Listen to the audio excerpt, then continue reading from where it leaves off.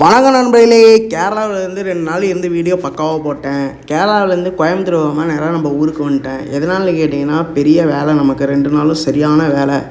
அந்த வேலையை முடிச்சிட்டேன். ஸோ அந்த வேலையை முடிச்சுட்டு 2 நாள் ரெஸ்ட் எடுத்து அடுத்த நாள் வீடியோ போடலான்னு தான். 2 நாள் வீடியோவும் பக்காவாக எடுத்து வச்சாச்சு. ஆனால் எடிட் பண்ணி வாய்ஸ் ஓவர் கொடுக்க நமக்கு டைம் இல்லை.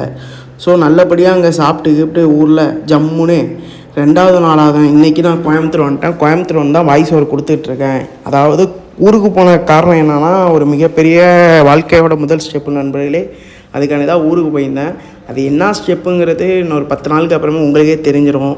அதாவது நான் சொன்ன மாதிரியே இன்னொரு 15 நாளில், அதாவது ஒரு 10 நாளில் நான் நம்ம ஊருக்கு போயிடுவேன் நண்பர்களே.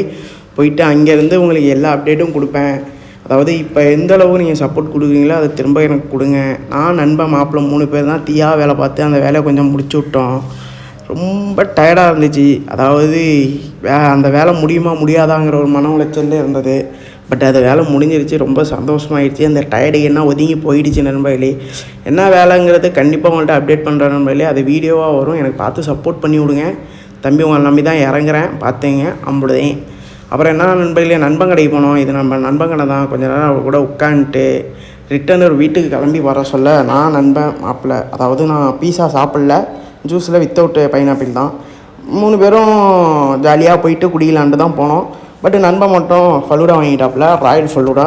நண்பன் ஜம்முன்னு குடிச்சிட்டு நேராக நம்ம ஏரியாவுக்கு வந்துட்டோம் நண்பர்களே. பசங்க உட்காந்துங்களா, இதுதான் நண்பர்களே எங்களோட ப்ளே கிரவுண்டு. இங்கே தான் கிரிக்கெட் விளாண்டோம்.